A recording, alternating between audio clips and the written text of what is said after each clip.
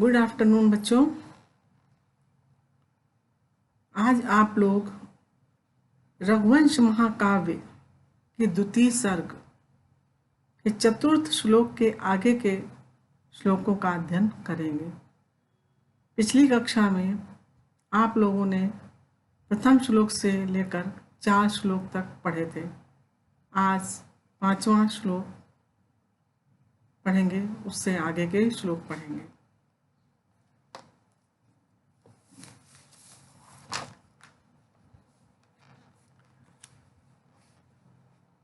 प्रस्तुत श्लोक में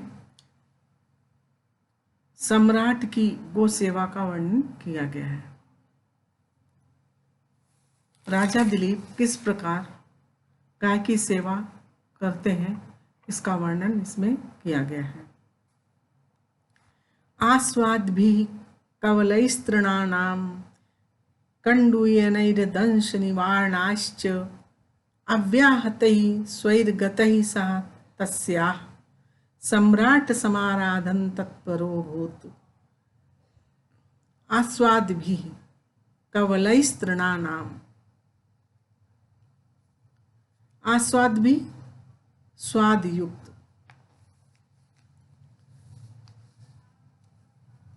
स्वादिष्ट। तृणानाम कवल, तिनकों के कवल, तिनकों के कौर खिलाकर। आस्वाद भी स्वादिष्ट, तिनकों के कौर को खिला करके। कंडूयनै दंश निवारणैश्च, और कंडूयने मने होता है खुजलाकर। दंश निवारणैश्च, दंश निवारणैश्च, दंश अर्थात मक्खी आदि को उड़ा करके, मक्खियों को उड़ाकर। अव्याहतैः स्वैर्गतैः सह तस्याः, अव्याहतैः बाधा रहित, स्वैर्गतैः स्वतंत्र रूप से चलने वाली, सह वो सम्राट, तस्या उस गाय की, समाराधन तत्पर भूत, समाराधन अर्थात सेवा में, तत्पर, तत्परोभूत तत्पर हो गया। फिर से देखिए बच्चों, सह सम्राट, वह सम्राट अर्थात वो राजा दिलीप, सम्राट राजा दिलीप। आस्वाद भी स्वादिष्ट, कवलैस्तृणानां, तिनकों के कवलों को खिला करके। कंडूयनै खुजली, उसको खुजला करके या सहला करके गाय को। दंश निवारण, दंश निवारण कर, मक्खियों को उड़ा करके। अव्याहतैः बाधा रहित, स्वतंत्र रूप से चलने वाली, तस्या उस गाय की, समाराधन तत्परोभूत, उस गाय की सेवा में तत्पर हो गए। अर्थात राजा दिलीप जो है, गाय, उस गाय को जो बाधा रहित स्वतंत्र रूप से चल रही थी, उस गाय को स्वादिष्ट तिनकों की के कौर खिला करके, खुजली कर करके अर्थात उसको सहला सहला करके। निवारण, दंश निवारण, मक्खियों को उड़ा करके। अव्याहतैः स्वैर्गतैः बाधा रहित स्वतंत्र रूप से चलने वाली उस गाय की समाराधन में, सेवा में तत्परोभूत, तत्पर हो गए। वो राजा गाय को घास का स्वादिष्ट कौर खिलाकर, उसको खुजलाकर और मक्खियों को उड़ाकर बिना रोक टोक के स्वच्छंद विचरण करने दे करके उसकी सेवा में लग गया।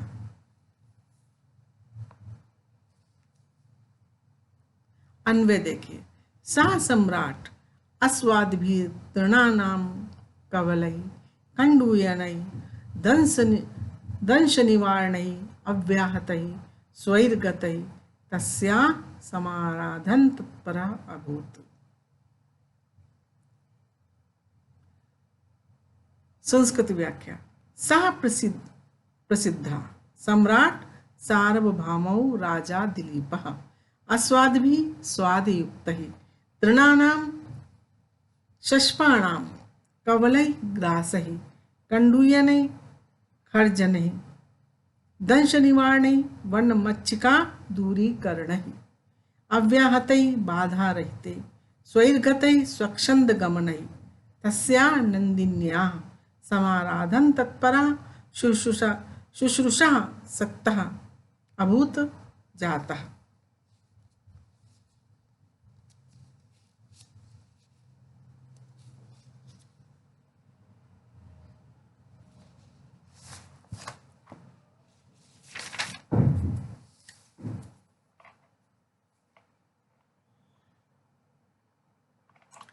अगला श्लोक देखिए बच्चों। इस श्लोक में राजा दिलीप की गौसेवा का वर्णन किया गया है। इसमें यह बताया गया है कि जब गाय ठहरती थी, रुकती थी, तो राजा भी रुक जाता था, और जब वो चलती थी तो राजा भी पीछे से चल देता था। इसी तरह से जब गाय बैठती थी तो राजा भी आसन बनाकर पलती जमा कर बैठ जाते थे। जब गाय जल पीती थी तो राजा भी जल पीने की इच्छा करता था। राजा छाया की भांति उस गाय का अनुसरण कर रहे थे। स्थितामुच्चलिता प्रयाताम निषेधुषीमासन्न बंधधीरा जलाभिलाषी जलमाददानां छायेव ताम भूपतिरन्वगच्छत्। स्थितः स्थिताम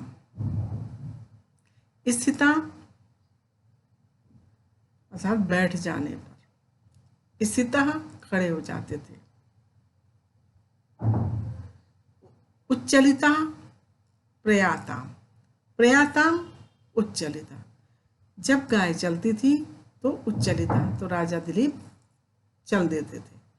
निषेधुषीम आसन बंध दीरा, निषेधुषीम, जब गाय बैठती थी तो राजा आसन जमा कर या लगाकर बैठ जाते थे। जलाभिलाषी जलमाददानाम, जब गाय जल लेती थी, जल पीती थी, जलम आददानाम, जब जल वो पीती थी तो जलाभिलाषी, तो राजा भी जल के अभिलाषी हो जाते थे, अर्थात जल पीने की वो इच्छा करते थे। छाएव ताम भूपति अनुरक्षत, ताम अर्थात उस गाय की, भूपति राजा, छाएव छाया प्लस इव, छाया के समान, अनुरक्षत अनुसरण करते थे। राजा दिलीप जो है वो गाय का छाया के समान अनुसरण करते थे।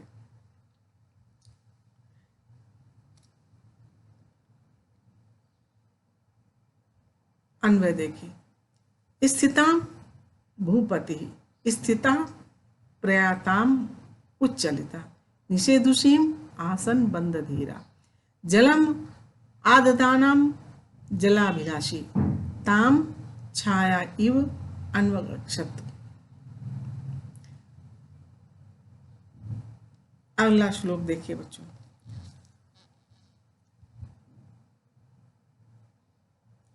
राजा दिलीप की तत्कालीन शोभा का वर्णन इसमें किया गया है कि उस समय राजा दिलीप कैसे लग रहे थे। सह निश्चिह्नामपि राजलक्ष्मीं तेजो विशेष अनुमितां दधानः आसीदनाविष्कृत दानराजी अंतर्मदावस्थ इव द्विपेन्द्रः। निश्चिह्नामपि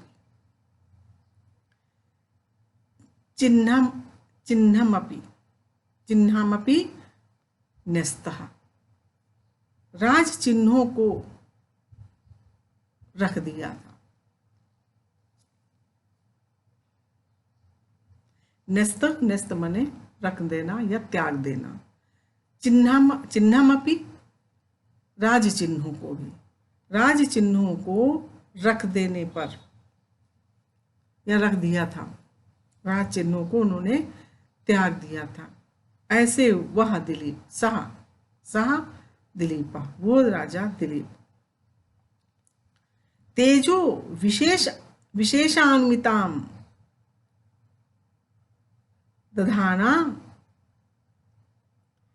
तेज विशेष से अनुमित राजलक्ष्मीम दधाना, तेज विशेष से अनुमानित लक्ष्मी को, राजलक्ष्मी को धारण करते हुए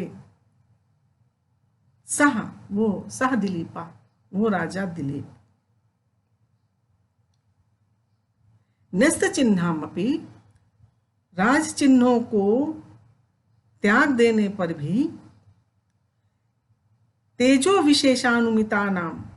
अनुमिताम दधाना, तेजो विशेष अनुमिताम राजलक्ष्मी दधाना, तेज विशेष से अनुमानित राजलक्ष्मी को धारण करते हुए सह दिलीपा, वो राजा दिलीप। आसीद अनाविष्कृत दान राजी अंतर्मदावस्थ इव द्विपेन्द्र, अनाविष्कृत दान राजी, जिसकी मद की रेखा प्रकट नहीं हुई थी, ऐसे अंतर्मदावस्थ अर्थात जिसकी मद रेखा अंदर ही छिपी थी, ऐसे द्विपेन्द्र अर्थात हाथियों में जो इंद्र है, अर्थात राजा, ऐसे द्विपेन्द्र के समान, ऐसे गजराज के समान आसीत था, द्विपेन्द्र के समान था वो राजा। हाथी गजराज के समान लग रहा था, ऐसे गजराज के समान जिसके मद की रेखा प्रकट नहीं हुई हो और जिसके मद की रेखाएं भी छिपी हुई थी, ऐसे द्विपेन्द्र के समान वो राजा दिलीप लग रहे थे, जिन्होंने अपनी राजलक्ष्मी के जितने चिन्ह थे, छत्र चामर आदि, उनका त्याग कर दिया था। उनका त्याग कर देने पर भी अपने तेज विशेष से अनुमित राजलक्ष्मी को धारण करने वाले वो राजा दिलीप अनाविष्कृत दान राजी, जिसकी मद की रेखाएं प्रकट नहीं हुई थी, अर्थात मद रेखा अंदर ही, मदावस्था अंदर ही छिपी हुई थी, ऐसे द्विपेन्द्र के समान वो राजा लग रहे थे, अर्थात वो राजा दिलीप शोभायमान थे, द्विपेन्द्र के समान शोभायमान थे।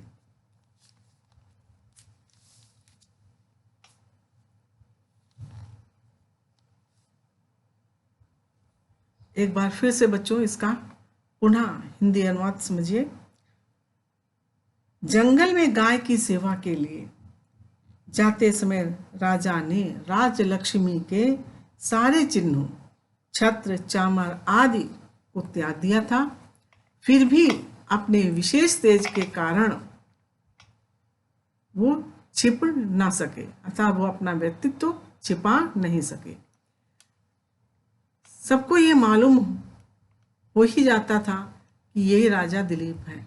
इसी प्रकार राजा उस समय उस मद वाले हाथी की तरह लग रहे थे, जिसकी मद रेखा बाहर अभी नहीं निकली थी बल्कि अंदर ही छिपी थी।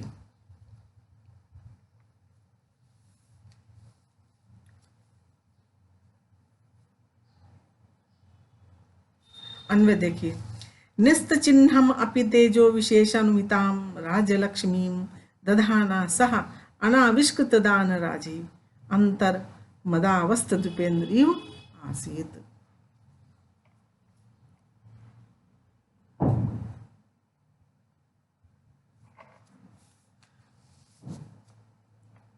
संस्कृत भावार्थ देखिए, गो सेवायै वनम गच्छता दिलीपेन छत्र चामरादीन त्यक्तानि तथापि तस्य प्रभावतिशयेन तथा प्रभावशालिना मूर्ति विशेषेणैव जना तस्य राजश्रियम् अनुमातुं शशाक अतः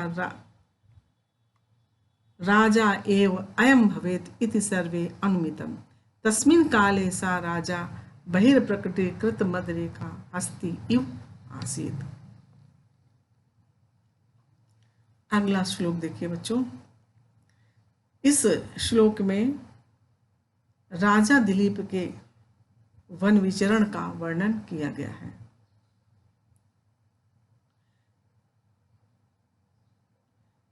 लता प्रतानोद्ग्रथितै सह केशैरधिजन्य अदिज्य धन्वा विचचार दावम रक्षा उपदेशान मुनि होमधेनोः वन्यान विनेश्यन इव दुष्ट सत्वान। लता प्रतानोद्ग्रथितै सा केशैर, यहाँ पे सा शब्द राजा दिलीप के लिए आया है। सा वो राजा दिलीप ने लता प्रतानोद्ग्रथितै, लता प्रतान से लता की वल्लियों से उद्ग्रथित है ऊपर उठा करके बालों को बांध लिया था।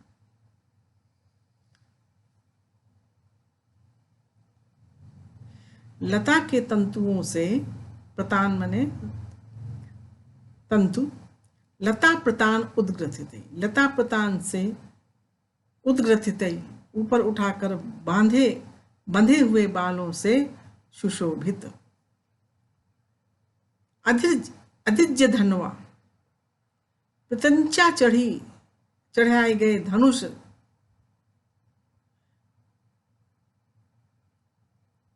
प्रत्यंचा चढ़े हुए धनुष को धारण करने वाले या धारण किए हुए।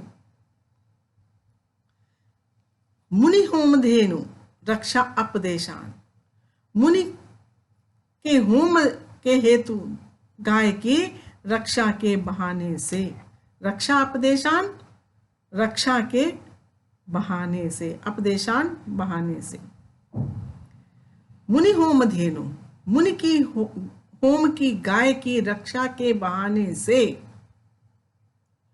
वन्यान दुष्ट सत्वान, वन के दुष्ट सत्वों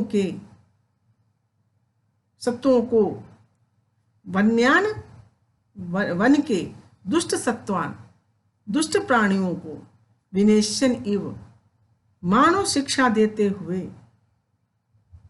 दावम विचचार जंगल में विचरण कर रहे थे।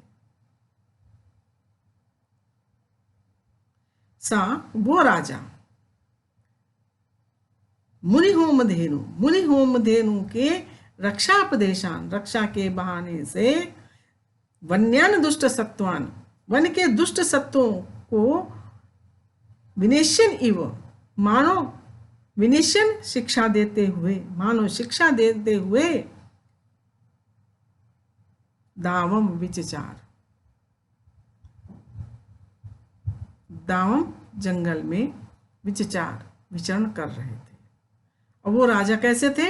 लता प्रतान उद्ग्रथित, लता प्रतान से उद्ग्रथितई, ऊपर उठाकर जिन्होंने केशों को बांध लिया था, अधिज्य अधिज्य धनवा, और प्रत्यंचा चढ़ाए हुए धनुष को लिए हुए जंगली दुष्ट प्राणियों को मानो शिक्षा देते हुए जंगल में विचरण कर रहे थे, मुनि वशिष्ठ की गाय की रक्षा के बहाने से।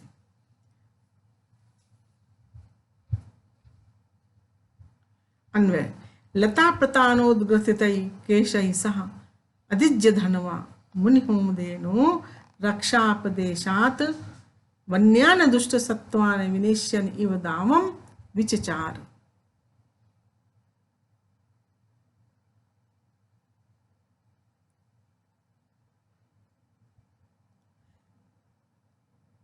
लताओं के तंतुओं से बंधे हुए बालों से सुशोभित राजा दिलीप प्रत्यंचा चढ़े हुए धनुष को धारण किए हुए मुनि वशिष्ठ की होमधेनु की रक्षा करने के बहाने मानो जंगली दुष्ट जीवों को शिक्षा देने के लिए जंगल में घूम रहे थे।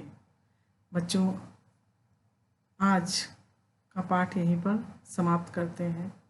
कुछ ना समझ में आया हो तो कक्षा में समझने की, पूछने की कोशिश करना। धन्यवाद बच्चों।